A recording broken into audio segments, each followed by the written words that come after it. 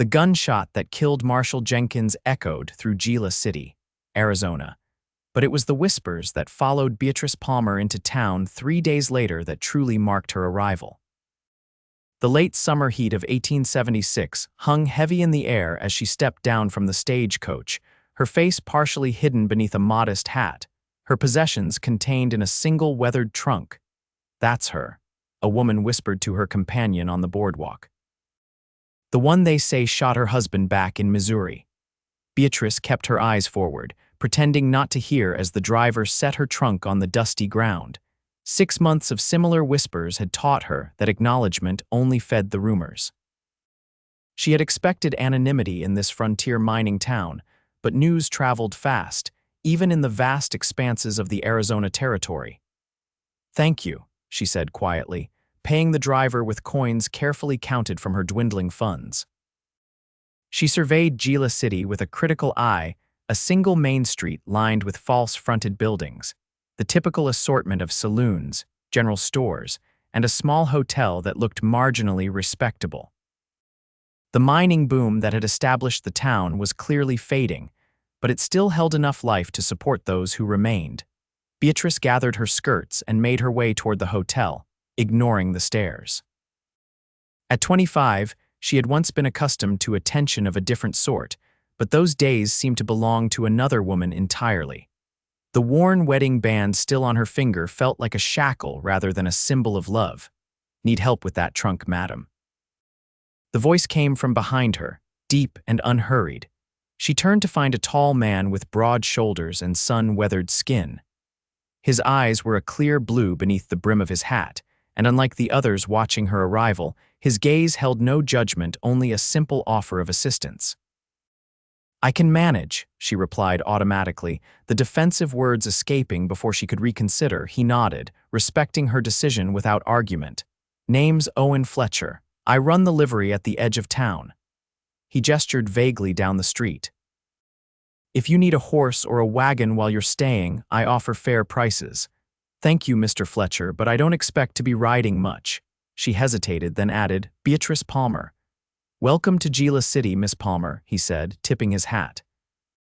"Mrs.," she corrected, then immediately regretted drawing attention to her marital status. Something flickered across his face, not the usual suspicion, but rather a simple acknowledgement. "Mrs. Palmer," he amended.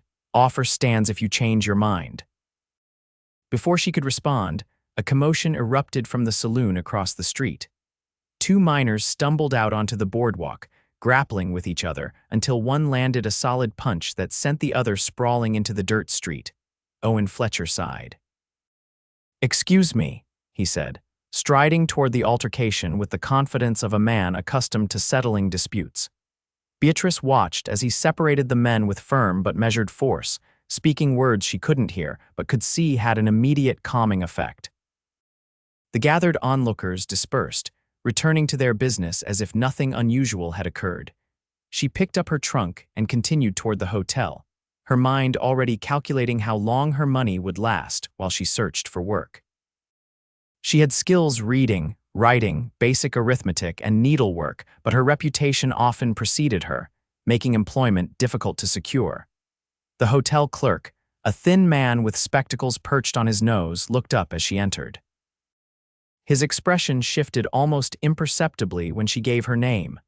"We're quite full at present, Mrs. Palmer," he said, though she had seen few guests about. "I only need a modest room," she pressed, placing coins on the counter. "Just until I can find more permanent arrangements." He hesitated, eyes darting to the door as if hoping someone would enter and interrupt this uncomfortable exchange. "Perhaps Mrs. Wilcox's boarding house would be more suitable for a woman in your situation." Beatrice felt her cheeks flush with humiliation and anger. "And what situation might that be, sir?" "I simply mean, he means we don't usually rent rooms to women traveling alone," came a female voice from the doorway behind the counter. An older woman with steel gray hair pulled into a tight bun emerged, wiping her hands on an apron. "I'm Martha Greeley. My husband and I own this establishment." Beatrice straightened her spine. "I assure you, Mrs. Greeley, I'm capable of paying for my lodging and I won't bring any trouble to your hotel."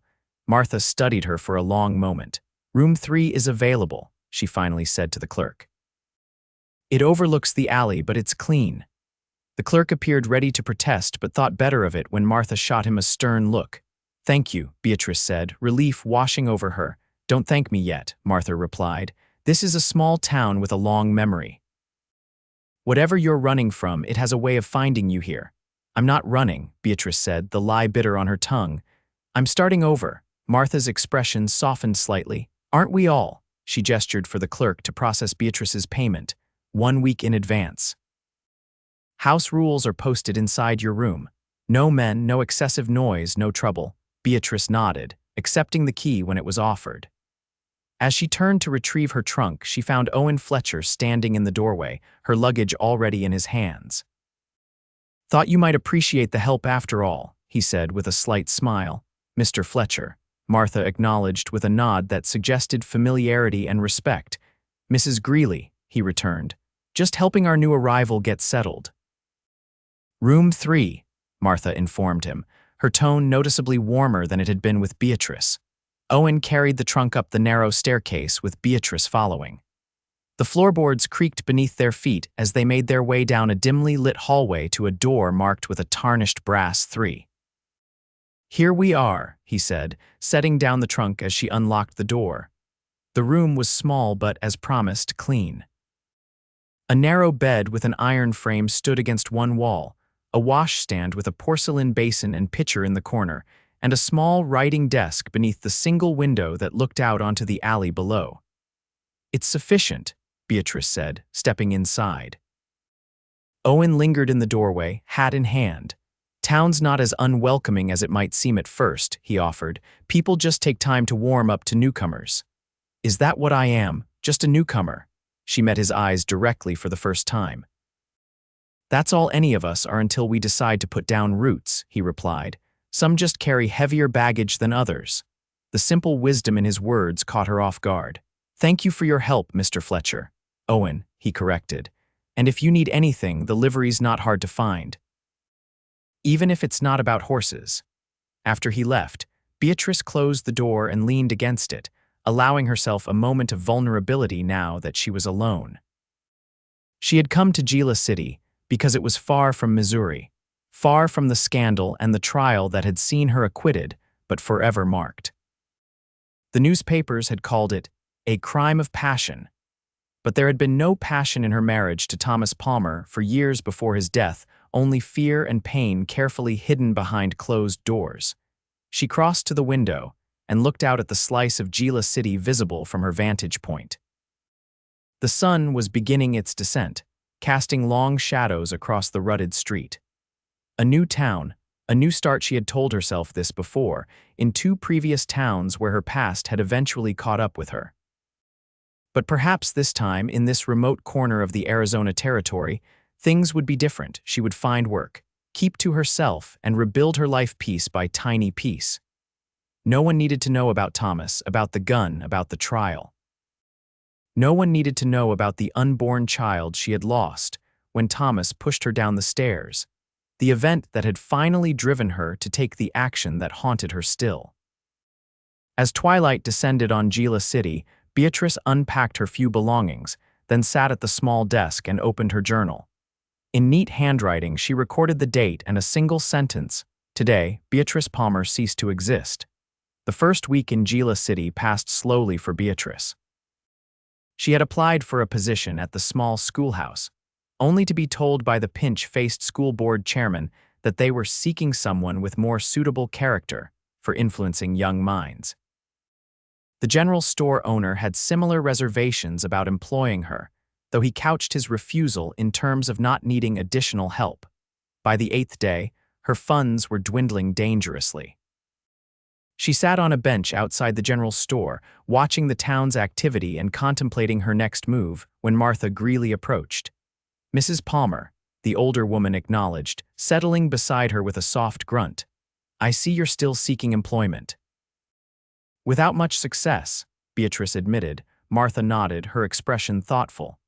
My niece who helps with the cleaning at the hotel is expecting a child. She's getting too unwieldy to manage the stairs. I could use someone to take her place, at least temporarily. Beatrice turned to her in surprise.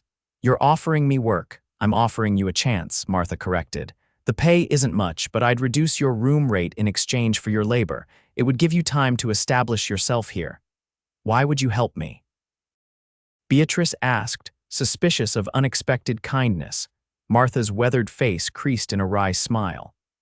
Because 30 years ago, I arrived in a mining town much like this one with my own stories trailing behind me. Sometimes a woman needs someone to simply give her a chance. Beatrice felt a lump form in her throat. Thank you, I accept. Good, you start tomorrow at dawn. Martha rose. And Mrs. Palmer, whatever happened before you came here, it matters less than what you do now. The work was hard, scrubbing floors, changing linens, emptying chamber pots, but Beatrice tackled it with determination. Each clean room represented another day of stability, another small step away from her past. She kept to herself, speaking little to the hotel guests or the other staff, earning a reputation for efficiency if not for warmth. 2 weeks into her new position, she was sweeping the hotel porch when Owen Fletcher rode up on a chestnut mare. He dismounted with the easy grace of a man who had spent most of his life in the saddle. Mrs. Palmer, he greeted her, tipping his hat. I see you found employment. Mrs. Greeley was kind enough to hire me, she replied, continuing her sweeping. She's a good judge of character. He leaned against the hitching post. How are you finding our little town? She searched for a diplomatic word. Cautious. He chuckled, the sound warm and genuine. That's a charitable way of putting it. Folks here take their time deciding who belongs and who doesn't. And which category do you fall into, Mr. Fletcher? Owen, he reminded her. And I've been here long enough that most folks have forgotten I wasn't born here, came west after the war like many men. She nodded, not asking which side he had fought on. The war had ended 11 years ago, but its divisions still ran deep in many parts of the country. I noticed you haven't ventured far from the hotel, he continued. The countryside around Gila City has its own kind of beauty, different from what you might be used to in Missouri. She stiffened. How did you know I came from Missouri? His expression turned apologetic. Small towns have big ears, Mrs. Palmer. I didn't mean to pry. What else have those ears heard about me? She asked, her voice tight. Enough that I know better than to believe everything without hearing your side, he replied simply. Before she could respond, the door opened behind her, and Martha Greeley emerged. Mr. Fletcher, what brings you to town? Not trouble with the bay mare, I hope. No, madam, she's doing fine. I actually came to see if Mrs. Palmer might be interested in riding out to see the Painted Rocks this Sunday afternoon. The weather's been fair, and it's quite a sight for someone new to the territory. Martha raised an eyebrow, looking between them. Is that so? Beatrice felt her cheeks warm under the older woman's scrutiny. I appreciate the offer, Mr. Fletcher, but I don't ride. The offer included a wagon, he said, unfazed. Easier for taking in the views. Martha gave Beatrice a gentle nudge. You should go. You've worked every day since you started. A few hours away from the hotel won't hurt. Caught between Martha's encouragement and Owen's expectant gaze, Beatrice found herself nodding. Very well. Sunday afternoon. His smile was worth the momentary discomfort of accepting his invitation. I'll come by around noon if that suits you. After he left, Martha gave Beatrice a knowing look. Owen Fletcher is a good man, one of the few in this town without an agenda. I'm not looking for a man, good or otherwise, Beatrice said firmly. I've had my fill of marriage. Who said anything about marriage? Martha replied with a hint of mischief. Sometimes a friend is all a person needs. Sunday arrived with clear skies and a gentle breeze that tempered the autumn sun. Beatrice dressed in her best day dress, a modest blue cotton with minimal trimmings, and tied her hair back with a matching ribbon. She told herself the extra care was simply a matter of propriety, not a desire to impress Owen Fletcher. He arrived precisely at noon, driving a well-maintained wagon pulled by 2 matching sorrels. He had exchanged his usual work clothes for a clean shirt and vest, his hat newer than the one he typically wore around the livery. You look lovely, Mrs. Palmer, he said as he helped her onto the wagon seat. Thank you, she replied, settling her skirts. And I suppose under the circumstances you might call me Beatrice. His smile brightened. Beatrice it is, then. They set off down the main street, drawing curious glances from townspeople unaccustomed to seeing the mysterious widow in the company of the well-respected livery owner. Beatrice felt their stares, but found herself less bothered than usual, perhaps because of the buffer Owen's presence provided. As they left town behind, the landscape opened up before them, rolling hills covered in scrubby vegetation, punctuated by dramatic rock formations that caught the sunlight in unexpected ways. It was stark compared to the lush greenery of Missouri, but it held its own wild beauty. "It's different from back east," Owen said, following her gaze. "Takes some getting used to, but there's something honest about this land. It doesn't hide what it is behind pretty foliage." "Is that why you stayed?" she asked. The honesty of the landscape, he considered the question. Partly. After the war, many places back east felt haunted, too many memories in every field and forest. Out here, a man can build something new without ghosts looking over his shoulder. "Unless he brings his ghosts with him," she said quietly. Owen glanced at her. "Some ghosts are harder to outrun than others," he agreed. "But sometimes they fade when exposed to enough sunlight and open air." They fell into a comfortable silence as the wagon continued toward their destination. Beatrice found herself relaxing gradually, the tension she carried in her shoulders easing as they moved farther from town. The rhythmic creak of the wagon and the steady plodding of the horses created a soothing backdrop to her thoughts. "May I ask you something?" Owen said after a while. She tensed slightly. "Depends on the question. Why Gila City? Of all the places you could have gone, why here?" It was not the question she had feared, and her relief made her answer more honest than she might have intended. "I needed somewhere remote. Somewhere people might eventually forget where I came from." She hesitated, then added, "And I was running out of money for train tickets." He nodded, accepting her answer without pressing for details she wasn't ready to share. "Well, you picked a good spot for remoteness. We're about as far from most places as you can get. And yet the stories still found me," she said bitterly. "Stories have a way of traveling fast," he acknowledged, "but they also have a way of being replaced by new stories if you stick around long enough." The wagon crested a hill, and below them spread a wide valley where unusual rock formations jutted from the earth, the painted rocks. Striations of red, orange, and purple colored the stone in patterns that seemed almost deliberately artistic. "Oh," Beatrice breathed, genuinely impressed by the vista. Owen smiled at her reaction. "Worth the ride, absolutely," she agreed. "It's beautiful." He guided the wagon down to a flat area where they could view the formations more closely. After securing the horses, he helped Beatrice down and spread a blanket on a patch of level ground. From a basket behind the seat, he produced a simple but thoughtful picnic bread, cheese, dried fruit, and a jug of cool water. "I hope you don't mind dining al fresco," he said, gesturing to their surroundings. "The restaurant options are limited out here." She laughed, a genuine sound that surprised even her. "This is perfect." They ate amid easy conversation, carefully navigating around sensitive topics. Owen told her about his experiences during the early days of Gila City, when the mines were still producing, and the town had twice as many residents. He spoke of his livery business, the characters he'd met through his work, and his hopes to expand into breeding horses specifically suited to the harsh Arizona environment. In turn, Beatrice shared carefully edited stories of her childhood in Missouri, her education at a small ladies' seminary, and her love of literature. She omitted any mention of Thomas or the events that had led to her flight west, but Owen seemed content with what she was willing to offer. As the afternoon wore on, they walked among the rock formations, admiring the play of light and shadow across the colored stone. When Owen offered his hand to help her over a difficult section, she took it without hesitation, surprised by how natural the contact felt. "Thank you for suggesting this," she said as they made their way back to the wagon. "I hadn't realized how much I needed to escape town for a few hours. Everyone needs to breathe free air now and again," he replied, "even those of us without complicated pasts." She tensed slightly at the reference, however indirect, to her situation. Owen noticed her reaction and sighed. "I'm sorry, I didn't mean to make you uncomfortable."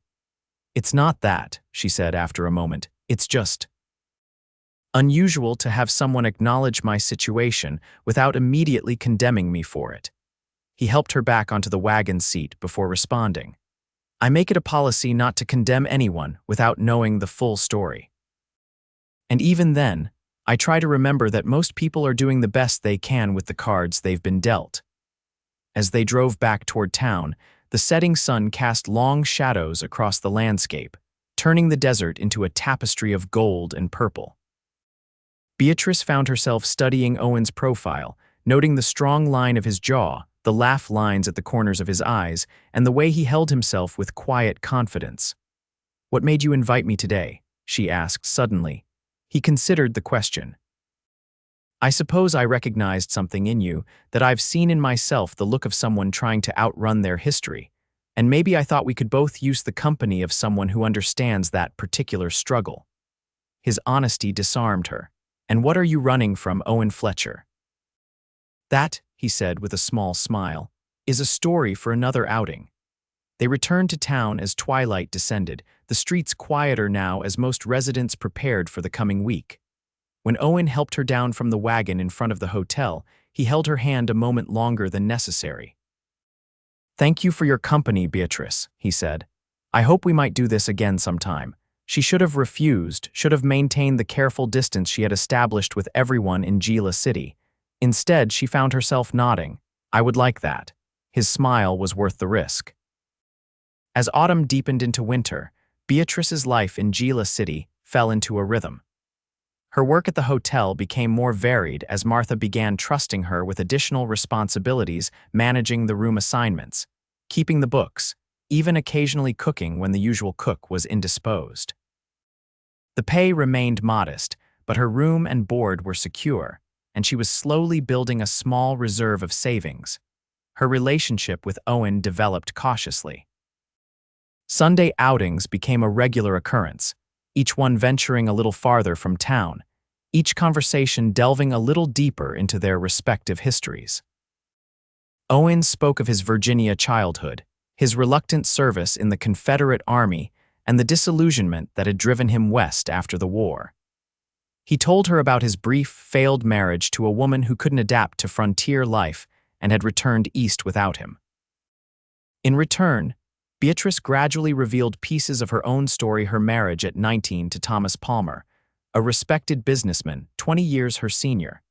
The initial contentment that had soured into fear as his controlling nature evolved into violence. The isolation he had imposed, cutting her off from friends and family who might have helped her. She had not yet spoken of the night Thomas died, the night that had set her on her westward flight, but she sensed that Owen already understood more than she had explicitly shared. His patience gave her the space to reveal her past at her own pace, a gift she had never before experienced with anyone. As December arrived, bringing cooler temperatures to the Arizona territory, Gila City prepared for its annual Christmas festival, a modest affair by Eastern standards, but an important community gathering in this remote outpost. The hotel was to be the center of the celebration, hosting a dinner and dance for the town's residents. "I'll need your help with the preparations," Martha told Beatrice one morning as they reviewed the week's ledger. "It's the one time of year this town puts aside its differences and comes together properly." "Of course," Beatrice agreed, though the prospect of being the center of attention at a community gathering made her uneasy. "What needs to be done?" The next 2 weeks were a flurry of activity, cleaning the hotel's modest dining room until it gleamed, arranging for additional tables and chairs, organizing the food contributions from various townswomen, and decorating with the limited materials available in a frontier mining town. 3 days before the festival, Beatrice was hanging pine boughs along the dining room walls when Owen entered, carrying a crate of candles Martha had ordered from his last supply run to Tucson. "The place looks festive," he commented, setting down his burden. "You have a good eye for decoration." "Thank you," she replied, securing a sprig of red berries to the greenery. "Though I'm working with limited resources. Back in Missouri, Christmas decorations would have been much more elaborate." "Sometimes simpler is better," he said, stepping closer to hand her another pine bough. "Focuses attention on what matters." Their fingers brushed during the exchange, sending a warmth through Beatrice that had nothing to do with the exertion of her task. Such moments had been occurring with increasing frequency, and neither of them seemed in a hurry to avoid the contact. "Will you be attending the festival?" he asked, though he surely knew the answer given her role in the preparations. "Martha insists I must," she said, adjusting the arrangement, "though I would prefer to help serve and then withdraw." "That would disappoint many people," he said. "Myself included," she glanced at him, noting the warmth in his blue eyes. "I doubt the town would miss my presence at the celebration." "You might be surprised," he replied. "You've been here nearly 4 months now. People are starting to see past the rumors to the woman you actually are." "And what woman is that?" she asked, genuinely curious about his perception. "Hardworking, intelligent, kind, though you try to hide it behind that reserved manner of yours." His gaze held hers. "Stronger than you realize." The sincerity in his voice made her chest tighten. "You see what you want to see, Owen." "I see what's there," he countered gently. "The question is whether you're ready to see it too." Before she could formulate a response, Martha bustled into the room with another armload of greenery. "Don't just stand there, Mr. Fletcher. Since you've delivered those candles, make yourself useful and help Beatrice with the higher places.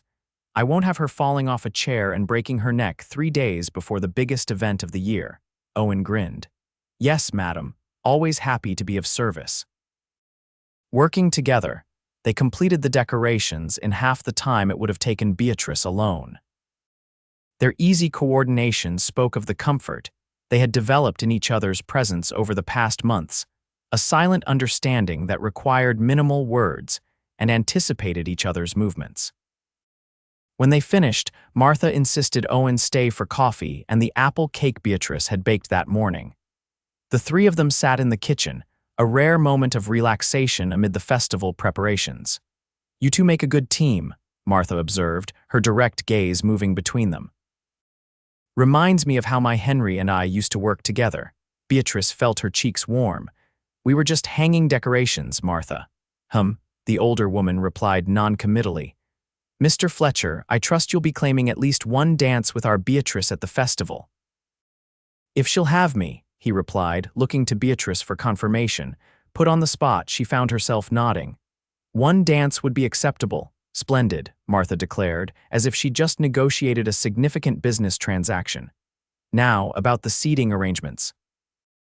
The evening of the Christmas festival arrived with a rare light dusting of snow, just enough to add a magical quality to Gila City without impeding travel. The hotel dining room had been transformed, the long tables arranged in a U-shape, covered with the best linens Martha could provide, and illuminated by dozens of candles that cast a warm, flickering light over the festive decorations. Beatrice spent the morning and early afternoon helping with final preparations, then retreated to her room to dress for the evening. She had splurged on a new dress for the occasion, purchased with her carefully saved wages a deep green wool with modest lace trim at the collar and cuffs. With her hair arranged in a simple but elegant style and a touch of rose water at her wrists and throat, she looked more like the young woman she had been before Thomas than the wary widow who had arrived in Gila City. Martha nodded approvingly when Beatrice descended to the main floor. "You clean up nicely, my dear. Quite a transformation from the woman who arrived on that stagecoach." "Thank you," Beatrice replied, smoothing her skirts nervously, "though I still feel rather conspicuous." "Nonsense. You're part of this community now, whether you or they fully realize it yet." Martha adjusted a candle holder on one of the tables. "Tonight is about new beginnings. Embrace it." Guests began arriving as twilight fell, miners in their Sunday best, merchants and their families, ranchers from the surrounding area who had made the journey specifically for the celebration. To Beatrice's surprise, many greeted her with genuine warmth, complimenting her on the decorations or thanking her for her role in organizing the event. Owen arrived shortly after 7, dressed in a crisp white shirt, dark vest, and clean trousers that Beatrice had never seen him wear before. He had trimmed his beard and slicked back his hair, the transformation as striking as her own. His eyes found her immediately across the crowded room, and the appreciation in his gaze made her pulse quicken. He made his way to her, navigating around groups of chatting townspeople. "You look beautiful," he said simply when he reached her side. "As do you," she replied, then laughed softly. "Handsome, I mean, you look very handsome." High praise from a lady of discerning taste. He offered his arm. "May I escort you to the table?" "Martha has informed me that we're seated together." "Has she indeed?" Beatrice said, casting a glance toward the older woman who was innocently directing other guests to their places. How convenient. The dinner was a community affair, with each household contributing dishes to the feast. Despite the remote location, the variety was impressive: roast beef, venison, turkey, an assortment of vegetables prepared in various ways, fresh bread, and desserts ranging from pies to cakes to cookies shaped like stars. Conversation flowed easily around the table, with none of the awkwardness Beatrice had feared. Seated between Owen and the wife of the general store owner, she found herself drawn into discussions about the unusually cool winter, the prospects for spring planting, and reminiscences of Christmas celebrations in years past. "Did you have grand Christmas parties back in Missouri, Mrs. Palmer?" asked Mrs. Henderson, the store owner's wife. A hush fell over the nearby conversations, the direct reference to her past unusual in its forthrightness. "Some years we did," Beatrice replied carefully, "though I preferred the smaller gatherings with close friends." "And will you be staying in Gila City for the new year?" Mrs. Henderson continued, her questions seemingly innocent but loaded with implication. Beatrice felt Owen tense beside her. "I have no plans to leave," she said firmly. "I've found a place for myself here." "I'm glad to hear it," the woman replied with what appeared to be genuine warmth. "We could use more helping hands for the spring social." The conversation moved on, but Beatrice caught Owen watching her with a smile that suggested pride in how she had handled the moment. Under the table, his hand briefly found hers, a gentle squeeze of support that no one else could see. After dinner, the tables were cleared to the sides of the room to create space for dancing. A trio of local musicians, a fiddler, a guitarist, and a man with a harmonica took up their positions in the corner and began to play a lively tune. Several couples immediately took to the floor, their movements enthusiastic if not always graceful. Beatrice watched from the sidelines, content to observe rather than participate. "I believe I was promised one dance," Owen said, appearing at her elbow as the musicians transitioned to a slower waltz. "I believe you were," she agreed, allowing him to lead her onto the floor. Owen was a surprisingly good dancer, guiding her with confidence but without the controlling grip Thomas had always used. They moved together naturally, as if they had danced 100 times before. "Where did you learn to waltz?" she asked as they circled the floor. "My mother insisted all her sons learn the social graces," he replied. "She would have been horrified to see me end up running a livery stable in the Arizona territory. And yet you seem content with your choice." "More than content," he said, his eyes never leaving hers. "Especially in recent months." The implication was clear and Beatrice felt her cheeks warm. "Owen, you don't need to say anything," he assured her. "I just wanted you to know that your arrival in Gila City has been significant to me." The music ended before she could formulate a response, and other dancers moved around them, separating them momentarily. When Owen found her again at the edge of the dance floor, he offered her a glass of punch. "Thank you," she said, accepting both the drink and the momentary reprieve from the intensity of their previous exchange. They watched the dancing for a while, commenting on the various couples and the festive atmosphere.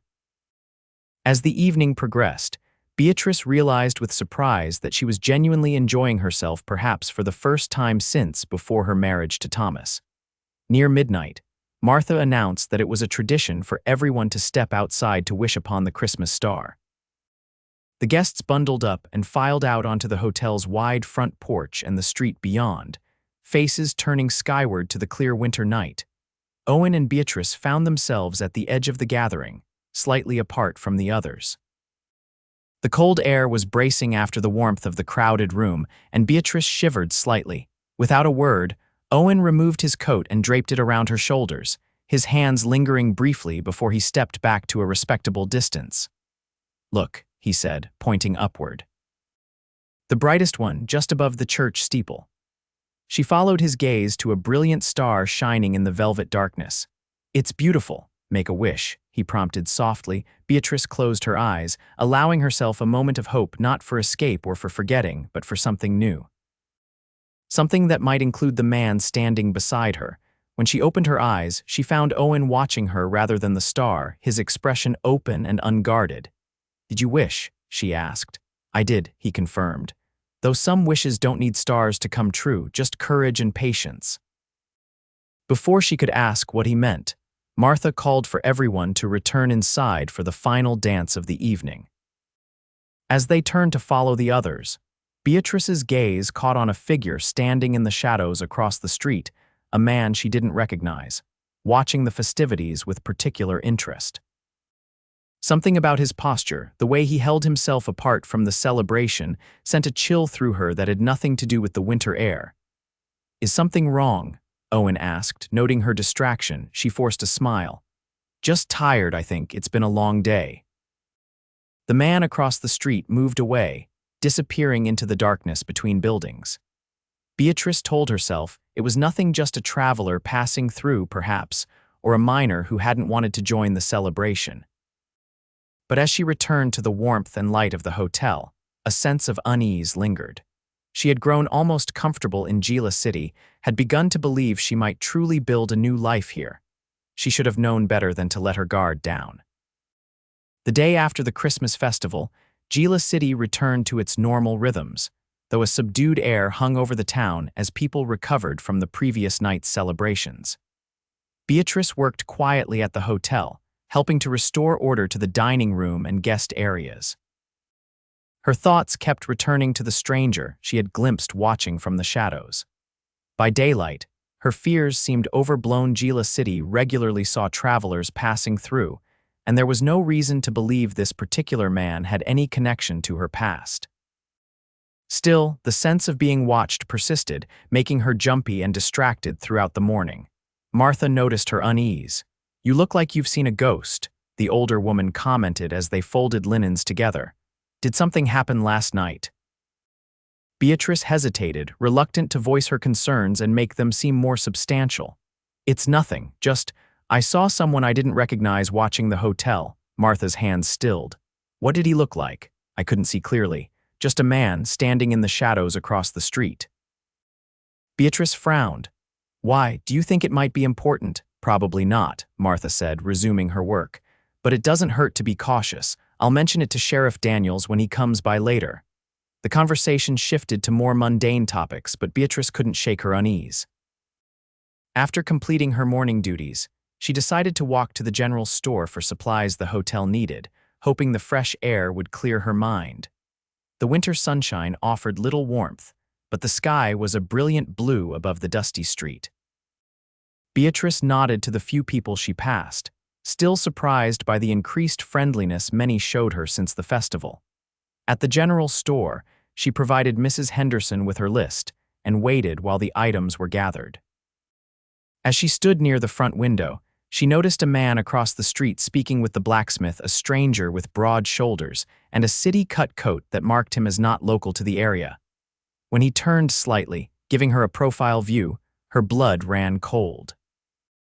Though she had only seen him a handful of times, she recognized Thomas's younger brother, William Palmer. Instinctively, she stepped back from the window, her heart pounding. William had been the most vocal about her guilt during the trial, convinced that she had murdered his brother for his money, despite the evidence of Thomas's cruelty presented in court. He had vowed that her acquittal wouldn't be the end of the matter. "Mrs. Palmer, are you all right?" "You've gone white as a sheet." Mrs. Henderson's concerned voice penetrated her panic. "I'm fine," Beatrice managed, forcing herself to breathe evenly. "Just a momentary dizzy spell. Sit down, dear, I'll fetch you some water." Beatrice sank onto a nearby chair, her mind racing. William's presence in Gila City couldn't be coincidence. Somehow, he had tracked her here, perhaps through the telegrams she had sent to her lawyer in St. Louis, or by following the trail of towns where she had briefly settled before moving on. Mrs. Henderson returned with a glass of water. "Here you are. Shall I send someone to fetch Mrs. Greeley?" No, thank you, I'm better already. Beatrice took a sip, using the moment to compose herself. If my order is ready, I should get back to the hotel. The storekeeper looked unconvinced but gathered the requested supplies into a basket. At least let my boy carry these for you. That won't be necessary, came a familiar voice from the doorway. Owen stood there, his expression shifting to concern when he saw her pale face. Beatrice, what's happened? Nothing, she insisted, standing carefully, just a little light-headed.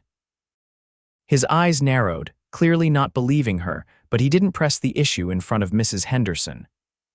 I'll walk you back to the hotel, he said, taking the basket from the storekeeper. Outside, Beatrice cast a nervous glance across the street, but William was no longer visible. She quickened her pace, eager to return to the relative safety of the hotel.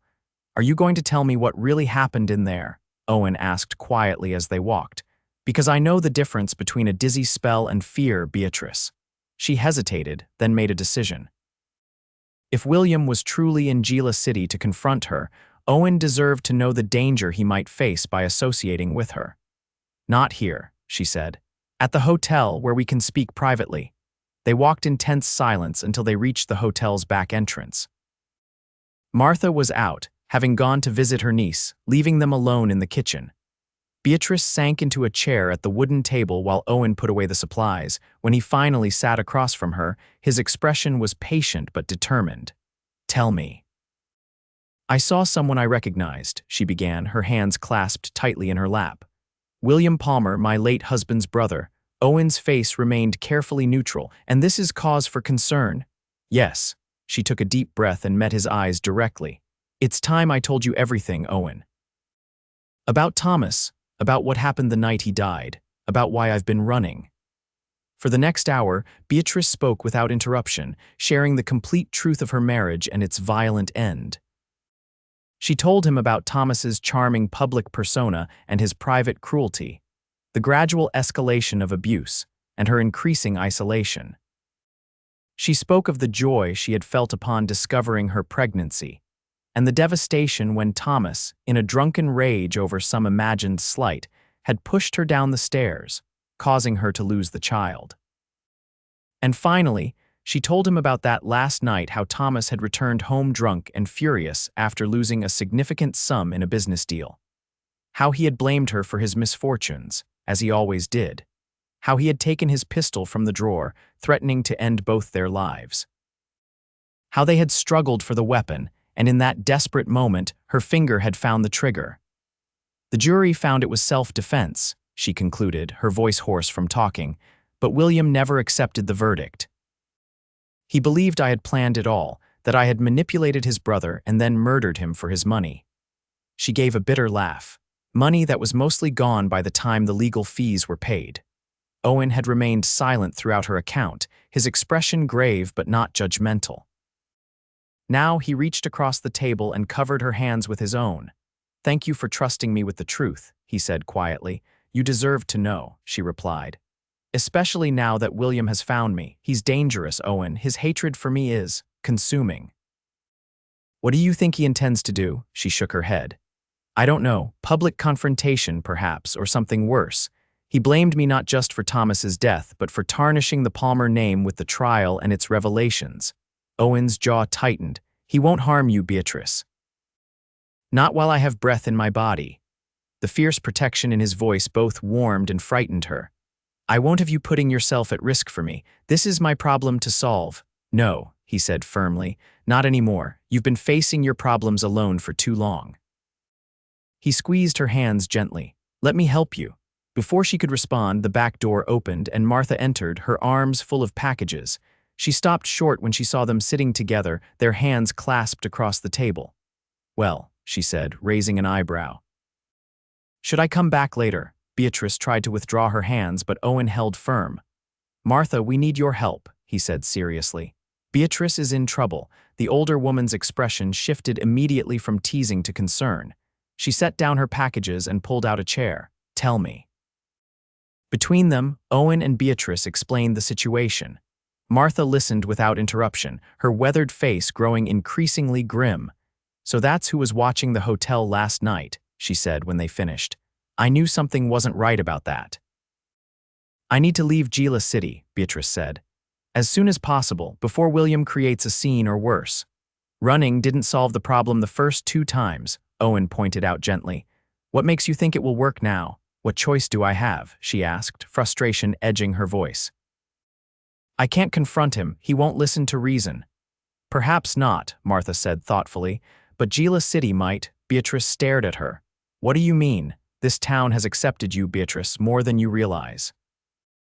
Last night wasn't just Christmas spirit. People have been watching you these past months, seeing how you work, how you carry yourself, how you've become part of this community without asking for special treatment. The older woman leaned forward. If William Palmer thinks he can come here and turn this town against you with old accusations, he may find himself sorely disappointed. Martha's right, Owen said. Gila City protects its own. Beatrice shook her head, overwhelmed by their support but unconvinced. You're both being naively optimistic. When William starts telling his version of events, then you tell yours, Martha interrupted firmly. The truth, all of it, just as you've told us. Let the town judge for themselves. And if they judge me guilty, Beatrice asked softly. Owen's hand tightened around hers. Then we'll face that together, but I don't think they will. The kitchen door swung open again, this time admitting Sheriff Daniels, a tall man with a graying mustache who had been notably neutral in his interactions with Beatrice since her arrival. Mrs. Greeley, he nodded to Martha, then turned his attention to Beatrice. Mrs. Palmer, I believe we need to have a conversation. There's a man in town looking for you, claims to be your brother-in-law. Yes, Sheriff, Beatrice said, her voice steadier than she felt. William Palmer. I'm aware of his arrival. The sheriff's eyebrows rose slightly at her calm acknowledgement. He's making some serious accusations down at the saloon. Thought you should know. What kind of accusations? Owen asked, his tone deceptively casual though Beatrice could feel the tension in his hand. Says she murdered his brother in cold blood back in Missouri. Says she seduced him, married him for his money, then shot him when he found out she was unfaithful. The sheriff's neutral expression revealed nothing of his own thoughts on the matter. Says he's here to see justice done, since the courts back east failed. Beatrice closed her eyes briefly, the familiar shame and anger washing over her. And what do you intend to do about these accusations, Sheriff? That depends, he replied, studying her. On whether they're true and on what kind of justice he's looking for. Owen started to speak, but Beatrice squeezed his hand in warning. This was her battle. The courts didn't fail, Sheriff, she said evenly. I was tried and acquitted of murder because the evidence showed it was self-defense. My husband was a violent man who had already cost me a child through his abuse. The night he died, he was threatening to kill us both. Sheriff Daniels nodded slowly. That matches more closely with what Mrs. Greeley told me when you first arrived. Wanted me to know your circumstances in case trouble followed you here. At Beatrice's surprised glance toward Martha, he added, the lady looks out for those under her roof. What is William saying he wants? Martha asked practically. Says he wants the town to know who they've harbored. Says she should be driven out at minimum. The sheriff shifted uncomfortably. Some of the miners are listening to him. Been too much whiskey flowing since Christmas. I'll go, Beatrice said immediately. I can be packed and on tomorrow's stage. No, 3 voices said in unison. Sheriff Daniels continued, Mrs. Palmer, in my experience, running from trouble only guarantees it'll catch you on ground not of your choosing. Better to face it here where you have friends. His gaze flickered to Owen, then back to her. Palmer's staying at the Frontier Hotel on the edge of town. He says he'll be addressing the townspeople tomorrow at noon in front of the courthouse. A public spectacle, Martha said with disgust. That's his right, the sheriff replied, and it's Mrs. Palmer's right to defend herself should she choose to attend. After the sheriff left, silence settled over the kitchen. Beatrice felt hollowed out, the brief security she had built in Gila City collapsing around her. I should pack, she said finally, rising from her chair. Owen stood with her, still holding her hand. Beatrice, please, think about what we've said. Running won't solve this. Staying might cost me everything, she countered, including, she hesitated, then forced herself to continue, including what's growing between us. His expression softened. Nothing William Palmer says could change how I feel about you. You say that now, she said bitterly. But you haven't heard him speak. He's persuasive, Owen. He can make even me doubt my own memories sometimes. Then let me hear him, Owen said firmly. Let the whole town hear him, and then let them hear you. The truth has power, Beatrice, I believe that. Martha, who had been watching their exchange with shrewd eyes, finally spoke. Sleep on it at least, make no decisions tonight. The stage doesn't leave until late tomorrow anyway. Exhausted and overwhelmed, Beatrice nodded. Very well, I'll think about it. That night, she lay awake in her small room, replaying the day's events and weighing her options. The logical choice was to leave to avoid confrontation, to spare herself the pain and humiliation of having her past laid bare before the town that had just begun to accept her. But Owen's words echoed in her mind. Running didn't solve the problem the first 2 times. What makes you think it will work now? He was right. William had found her in Gila City. He could find her again wherever she went. Perhaps it was time to stop running, to face the past that had haunted her for so long. With that thought, she finally drifted into an uneasy sleep. Morning brought no clarity, only the certain knowledge that noon would arrive whether she was prepared or not. Beatrice performed her hotel duties mechanically, her mind elsewhere. Martha watched her with concern but did not press for a decision. Shortly before 11, Owen arrived at the hotel dressed in his best clothes, his expression determined. Have you decided? He asked when they were alone in the small hotel office. Beatrice nodded. I'll attend. I'll hear what William has to say and then I'll speak my truth for whatever it's worth. Relief washed over his face. I'll be with you every step of the way. No, she said firmly. I need to do this alone, Owen. I need the town to see me standing on my own, not hiding behind someone else's strength. He looked like he wanted to argue but respected her decision. I'll be there, though, in the crowd, I know. She managed a small smile. That helps more than you know. At 11:45, Beatrice left the hotel, walking slowly toward the courthouse. She had dressed with care in her best dress, not for vanity's sake, but as armor against what was to come. Her head was high, her steps steady, though her heart raced within her chest. People were already gathering in the open area before the courthouse steps, curious about the promised spectacle. Beatrice recognized most of the faces: miners, shopkeepers, ranchers, and their wives. The schoolteacher and his family, all people she had come to know, however slightly, during her months in Gila City. Their expressions as they noticed her ranged from surprise to curiosity to concern. She took a position at the edge of the crowd, neither hiding nor drawing attention to herself. At precisely noon, William Palmer emerged from the courthouse, accompanied by Sheriff Daniels. William looked much as she remembered a handsome man in his 30s with the same square jaw as Thomas, but without the cruel eyes. His expensive suit and polished boots marked him as a man of means, a stark contrast to the practical frontier clothing of those gathered to hear him. The sheriff raised his hands for quiet. Folks, this here is Mr. William Palmer from St. Louis, Missouri. He's asked to address the town regarding a matter he considers of public importance. Mr. Palmer has the right to speak, and you all have the right to listen or walk away as you see fit. With that, he stepped aside, his gaze finding Beatrice in the crowd with a small nod of acknowledgement. William Palmer moved to the center of the courthouse steps, his bearing confident, his voice carrying easily across the assembled townspeople. Good people of Gila City, he began. I apologize for intruding upon your community during this holiday season, but I come on a matter of grave importance, a matter of justice long denied, and a dangerous deception being perpetrated in your midst. Beatrice felt the crowd's attention shift subtly, eyes moving between William and herself as connections were made. She stood her ground, focusing on breathing steadily. 2 years ago, my brother, Thomas Palmer, a respected businessman and pillar of St. Louis society, was murdered in his own home. William's voice caught with seemingly genuine emotion. Shot through the heart by the woman he had loved and trusted above all others, his wife, Beatrice. A murmur ran through the crowd. William continued, painting a picture of Thomas as a devoted husband who had rescued Beatrice from poverty, giving her a life of comfort and respect she could never have achieved on her own. He spoke of Thomas's generosity, his standing in the community, his plans for the future.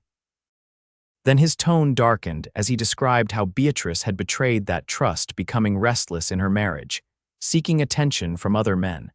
And finally, when Thomas confronted her about her infidelity, shooting him with his own pistol while he slept. Through clever manipulation and female tears, William said bitterly. She convinced a soft-hearted jury that she acted in self-defense, that my brother, who had never raised a hand in violence his entire life, was somehow a monster who deserved to die. Beatrice's hands were clenched so tightly that her nails bit into her palms, but she remained outwardly composed, even as William's lies tore at wounds that had never fully healed. I have followed her trail west, William continued, watching as she moved from town to town, leaving whenever her true identity was discovered. And now she is settled here, among good, honest people who know nothing of her past or the blood on her hands. He turned, his gaze finding Beatrice in the crowd. There she stands, the widow Palmer, playing the role of the respectable, hard-working woman while concealing the truth of what she did. All eyes turned to Beatrice. She felt the weight of their stares, the judgment already forming in some faces, the confusion in others. William raised his voice for his final appeal. I ask you, citizens of Gila City, is this the sort of person you want in your community? Living in your hotel, serving your food, interacting with your children. A woman capable of murdering the man who gave her everything. A heavy silence fell over the crowd. In that moment, Beatrice knew she had to speak not just for her place in Gila City, but for her own peace of mind. She had allowed Thomas to silence her for years during their marriage. She would not allow his brother to silence her now. She stepped forward, moving through the crowd until she stood at the base of the courthouse steps, looking up at William. Mr. Palmer has shared his version of events, she said, her voice clear and steady. I would like to share mine if the people of Gila City are willing to hear it. Sheriff Daniels nodded. That seems only fair. Folks, this is Mrs. Beatrice Palmer. She has the same right to speak as Mr. Palmer does. William's face darkened with anger, but there was nothing he could do to prevent her from speaking without revealing his true nature. He stepped back, arms crossed over his chest. Beatrice turned to face the townspeople, many of whom she had served meals, cleaned rooms for, or simply exchanged pleasantries with over the past months. She saw Owen at the back of the crowd, his steady presence giving her courage. Much of what Mr. Palmer told you is true, she began. I did marry Thomas Palmer when I was 19 years old. He was indeed wealthy and respected in St. Louis society. And yes, I did shoot him 2 years ago, and a jury found that I acted in self-defense. She took a deep breath, then continued.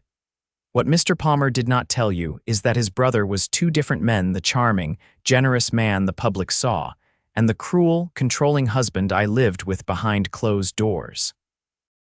With simple, unembellished words, Beatrice described her marriage, the initial happiness that had soured as Thomas's true nature emerged, the isolation as he systematically cut her off from friends and family, the escalating violence that began with harsh words and tight grips on her arms, then progressed to slaps, punches, and worse. She spoke of her pregnancy and the joy it had brought her, followed by the devastating loss when Thomas, enraged by some minor domestic issue, had pushed her down the stairs, causing her to miscarry their child. I stayed after that, she admitted, shame coloring her voice. I had nowhere to go, no family left, no money of my own. Thomas controlled everything, our finances, my clothing, whom I could speak to when I could leave the house. She looked directly at William. Your brother did not give me everything, Mr. Palmer. He took everything from me, piece by piece, until there was almost nothing left. Then she described that final night, Thomas returning home drunk and furious over business losses, his rage escalating beyond anything she had experienced before. His retrieving his pistol from the drawer, threatening first to kill her and then himself. The desperate struggle that ensued, and the single shot that had ended his life and changed hers forever. I did not murder Thomas Palmer, she said firmly. I acted to save my own life, and a jury of 12 men agreed. Since then, I have been trying to rebuild what I can of my life, moving west in search of a place where I could start over. Her voice softened. I believed I had found that place here in Gila City. She turned to fully face the townspeople now. "I have not lied to you about who I am. I came here as Mrs. Palmer, a widow. Both of those things are true. I did not volunteer the circumstances of my husband's death, but I have not denied them when asked directly." She looked at Martha, standing at the edge of the crowd. "Mrs. Greeley knew my history when she hired me. Sheriff Daniels was informed when I arrived."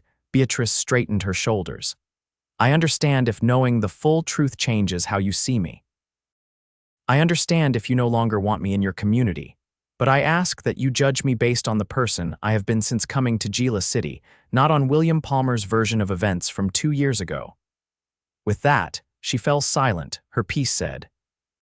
The crowd remained quiet, processing what they had heard.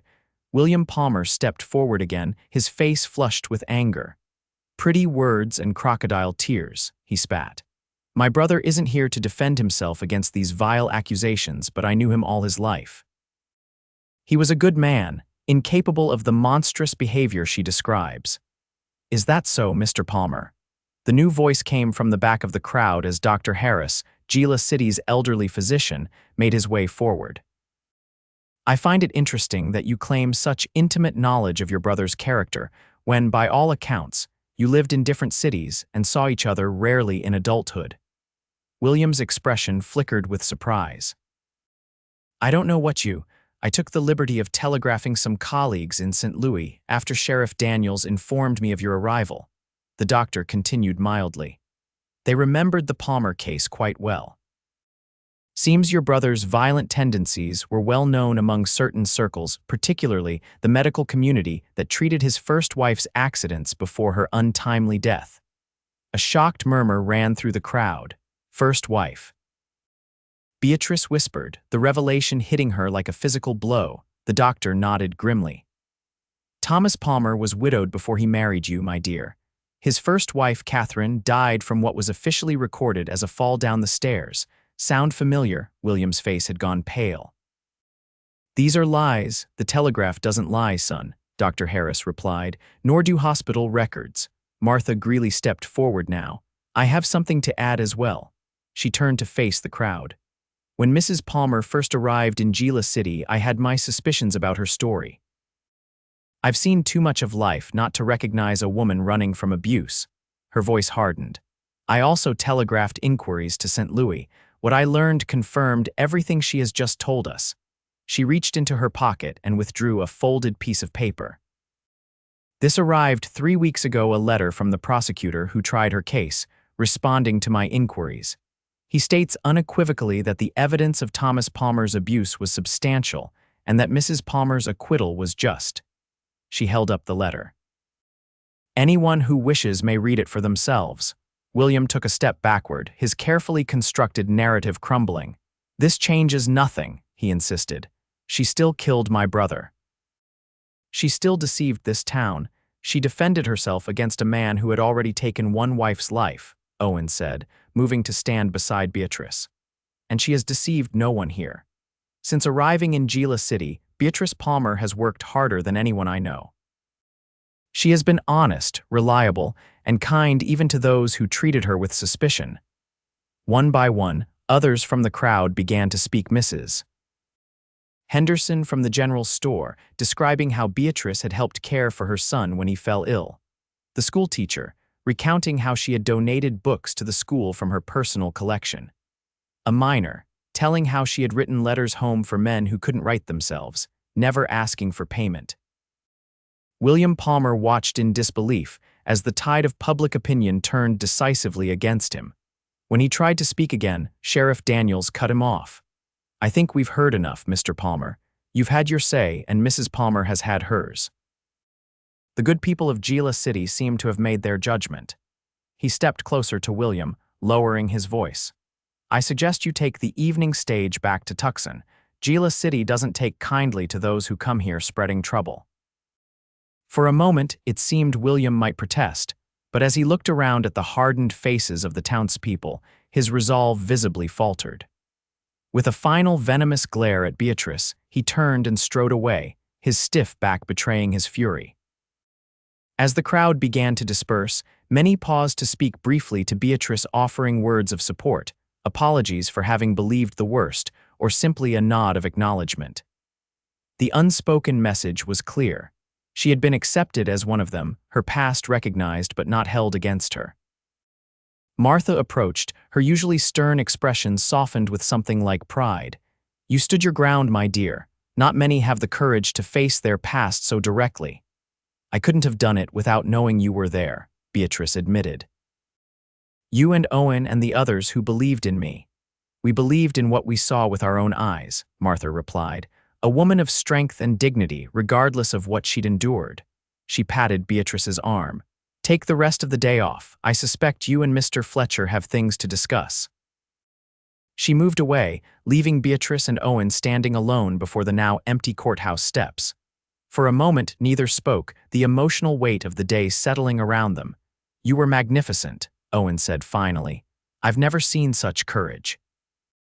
"I was terrified," she confessed, the adrenaline of the confrontation beginning to fade, leaving her shaky and vulnerable. "That's what makes it courage," he replied, offering his arm. "May I walk you somewhere quiet? The hotel will be full of curious people for a while yet." She nodded, grateful for his understanding. Together they walked away from the town center, their steps naturally taking them toward the livery stable where Owen lived and worked. The stable was peaceful, the horses in their stalls creating a soothing backdrop of soft snorts and gentle movements. Owen led her to a small room at the back, his living quarters, simply but comfortably furnished with a bed, a table and chairs, a small stove, and bookshelves filled with an impressive collection of volumes. "It's not much," he said, suddenly self-conscious, "but it's private." "It's lovely," she replied honestly, taking in the evidence of a life built with care and intention. "Very you." He gestured for her to take one of the chairs while he stoked the stove and put on water for coffee. The domestic normalcy of the moment was comforting after the public drama they had just experienced. When he finally joined her at the table, coffee cups in hand, his expression was serious. "What happens now, Beatrice?" She wrapped her hands around the warm cup. "I don't know. I need to process everything that happened today, not just William's accusations, but the town's response." She shook her head in wonder. "I never expected them to stand up for me that way." "I did," Owen said simply. "They've seen who you truly are these past months." William Palmer couldn't change that with his lies. "And you?" she asked softly. "Has anything changed for you, knowing the full story?" His eyes met hers steadily. "Only that I admire and respect you even more than I did before. Your strength, your resilience in the face of such cruelty." He reached across the table to take her hand. "Beatrice, I know this may not be the right moment, but I need to say it. I love you. I have for months now." The simple declaration, spoken without drama or grand gestures, moved her more deeply than any elaborate profession of devotion could have. Tears filled her eyes not from sadness, but from the overwhelming relief of being truly seen and accepted. "I'm broken, Owen," she whispered. "Thomas took pieces of me that I may never get back." "You're not broken," he countered gently. "You're healing. There's a difference." His thumb traced circles on the back of her hand. "And I'm not asking for anything you're not ready to give. I just wanted you to know where I stand, that nothing William said today changed my feelings for you."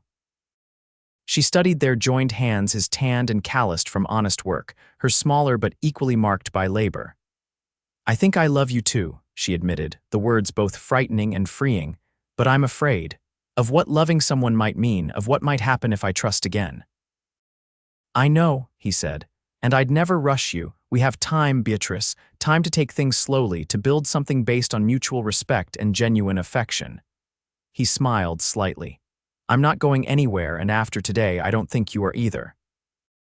She returned his smile, feeling lighter than she had in years. "No, I don't think I am." The weeks following William Palmer's departure from Gila City brought changes both subtle and profound to Beatrice's life. The town's collective defense of her against his accusations had transformed her position in the community from tolerated outsider to accepted member. People who had previously avoided her now greeted her warmly. Invitations to social gatherings began to arrive. Even the school board chairman approached her about possibly teaching reading to adult minors in the evenings. Her relationship with Owen developed with careful, deliberate steps.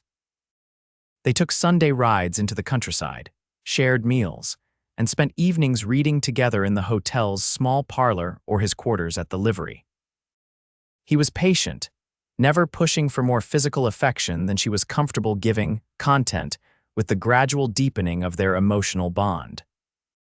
By early spring, as the desert around Gila City burst into unexpected bloom after winter rains, Beatrice had moved into a small house of her own, a modest dwelling that had stood empty since its previous owner returned east. She continued working at the hotel, but now as Martha's assistant manager rather than a maid, her natural organizational skills finally being put to proper use. On a warm evening in April, she sat on the small porch of her new home, watching the sunset paint the distant mountains in shades of gold and purple.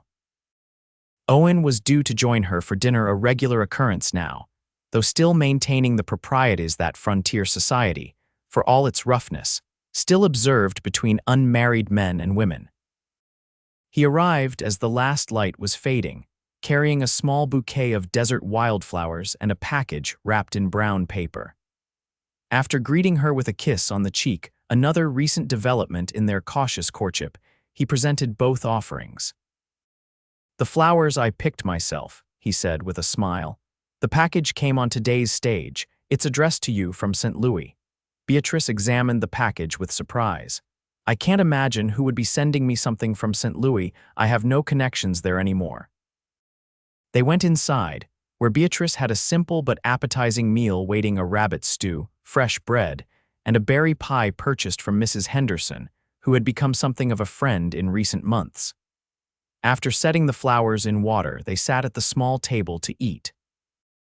Throughout dinner, the package sat on the sideboard, an object of curiosity but not urgency. They spoke of their respective days: Owen's progress with a difficult horse he was training, Beatrice's plans for expanding the hotel's services to include proper teas for the ladies of the town.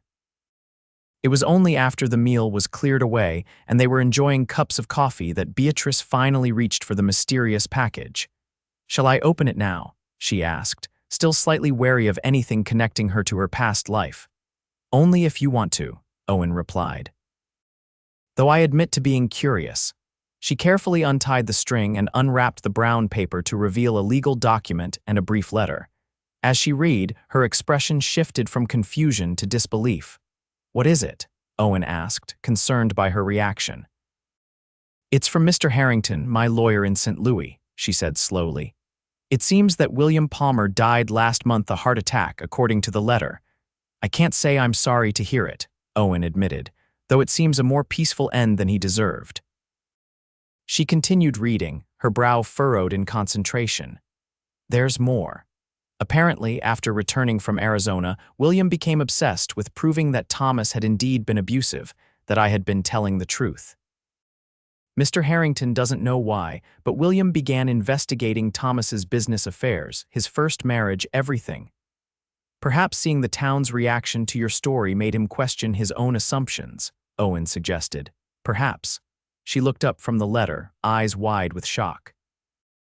"William left a will. He had no children, no wife. He left everything to me, Owen Thomas's remaining property, his own considerable assets, everything.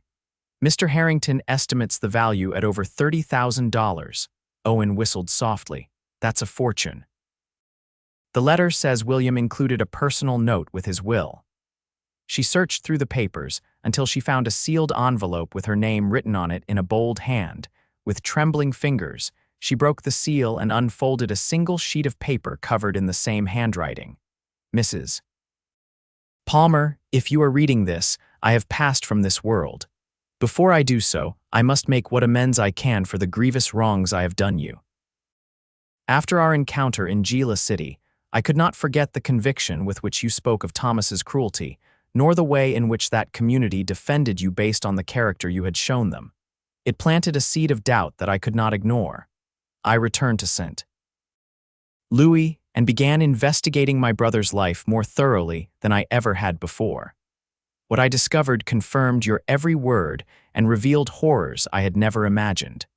Thomas was not the man I believed him to be.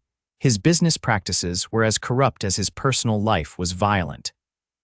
The evidence of his abuse of you, of his first wife, of others was overwhelming once I forced myself to see it. I cannot undo the pain my false accusations have caused you over the years, nor can I restore what Thomas took from you. But I can ensure that you have the financial security that should have been yours as his widow, and that was denied to you partly through my efforts. The enclosed will leaves you everything I possess. Use it to build the new life I tried to deny you. My only request is that you consider establishing some form of memorial or charity for victims of domestic violence, that others might be spared what you endured. With deepest regrets and sincere apologies, William Palmer. Beatrice sat in stunned silence, the letter trembling in her hand. Owen moved to kneel beside her chair, his arm gently encircling her shoulders. "Are you all right?" he asked softly. "I don't know what to feel," she admitted. "Vindication, relief, it's all so unexpected. It's a lot to process," he agreed. But it seems that in the end, even William Palmer couldn't deny the truth. She leaned into Owen's embrace, drawing comfort from his steady presence. $30,000, she murmured. "I've been counting pennies for so long, I can hardly comprehend such a sum." "You'll never have to worry about financial security again," he said, genuine happiness for her evident in his voice. "You could go anywhere, do anything you've ever dreamed of." She pulled back slightly to look at his face, noting the careful neutrality he was trying to maintain despite the pain in his eyes. "Are you suggesting I leave Gila City?"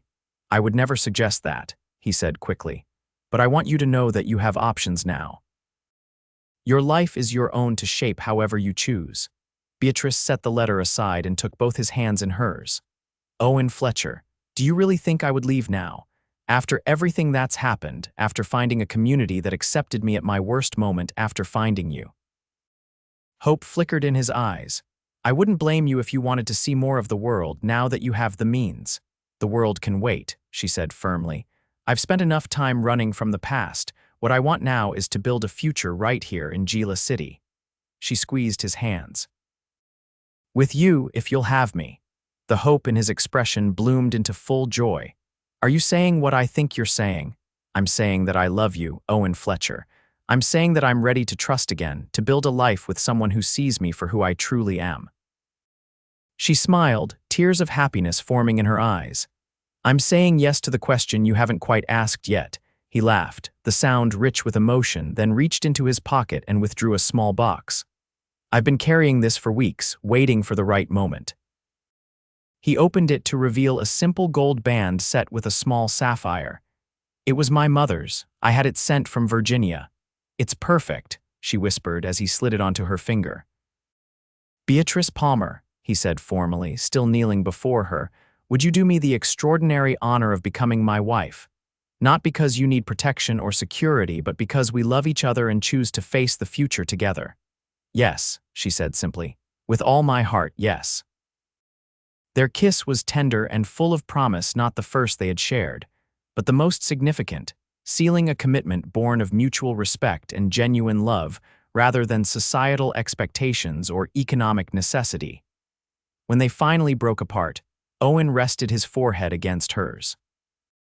"What will you do with your inheritance?" She considered the question. "First, I'll follow William's suggestion about establishing some kind of fund or shelter for women in situations like mine. Then," she smiled thoughtfully, "how would you feel about expanding your livery into a proper horse breeding operation? You've talked about it for months." He pulled back to look at her, surprise evident on his face. "You would want to invest in my business, our business," she corrected gently. "Our future together. That's what partners do, isn't it? Support each other's dreams." The wedding of Beatrice Palmer and Owen Fletcher took place in June 1877, on a perfect early summer day when the desert heat had not yet reached its full intensity. The ceremony was held in Gila City's small church, with nearly the entire town in attendance. Beatrice wore a new dress of pale blue silk, elegant but not ostentatious, a reflection of her practical nature even with newfound wealth at her disposal. Martha Greeley stood as her matron of honor, while Sheriff Daniels, who had become a friend to both bride and groom, stood up for Owen. The reception was held at the hotel. transformed for the occasion with flowers, ribbons, and more abundant food than Gila City had seen at any gathering in recent memory. Children played in the street outside, while adults danced to music, provided by the same trio that had played at the Christmas festival, where Beatrice and Owen had first danced together. As the celebration continued into the evening, the newlyweds slipped away to the new house. They would share a spacious home on the edge of town, adjacent to the expanded property that would soon become the Fletcher horse farm. The building had been Beatrice's wedding gift to Owen, designed with both their needs in mind: a large kitchen for her newfound enjoyment of cooking, a study lined with bookshelves for their shared love of reading, and wide windows that captured the spectacular desert sunsets. "Welcome home, Mrs. Fletcher," Owen said as he carried her across the threshold, honoring tradition despite her laughing protests that she was perfectly capable of walking. "Home," she repeated, savoring the word as he set her gently on her feet in the front hallway. "I never thought I would feel that word so deeply again." He drew her into his arms, his expression tender. "We've both found something we thought was lost to us: a place to belong, someone to belong with." Later, as moonlight streamed through the bedroom window, Beatrice lay awake beside her sleeping husband, contemplating the journey that had brought her to this moment. From the terrified woman who had stepped off the stagecoach in Gila City less than a year ago to the confident, loved woman she was now, the transformation seemed almost miraculous. She thought of Thomas, of the years of fear and pain, and found that the memories no longer held the power to wound her. They were part of her past, yes, but they no longer defined her future.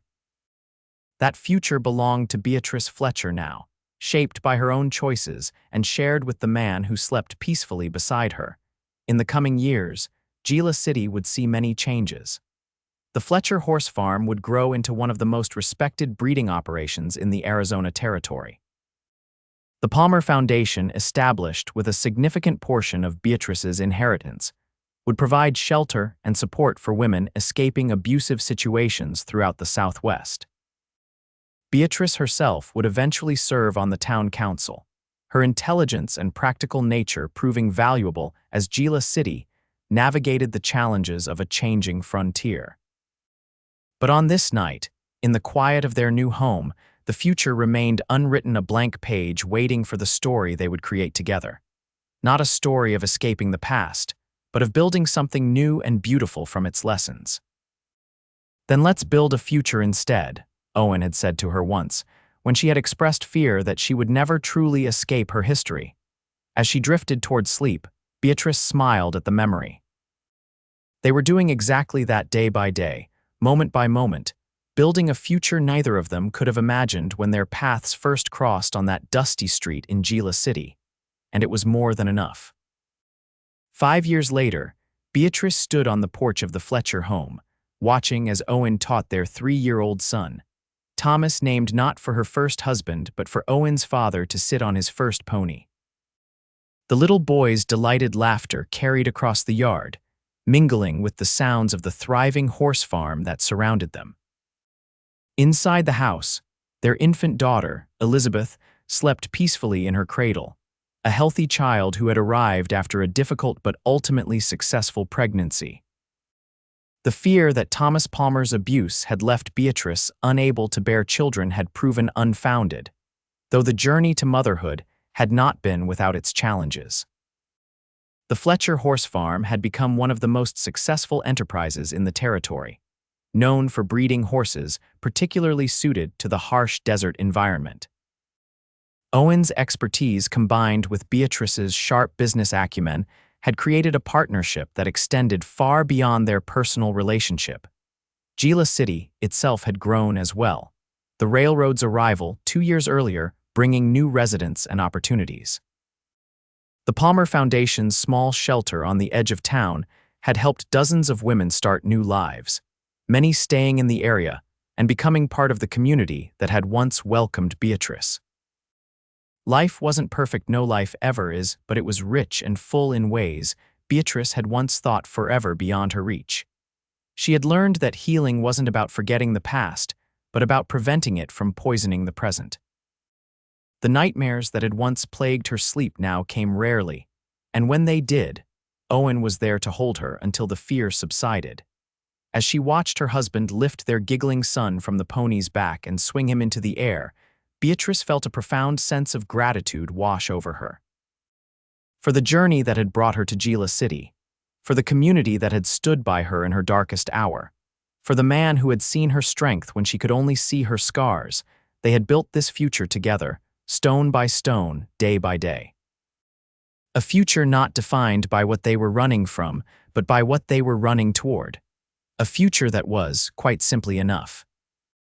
And as Owen turned to catch her watching them, his smile as warm and genuine as it had been that first day on Gila City's dusty Main Street, Beatrice knew with absolute certainty that she was, at long last, home.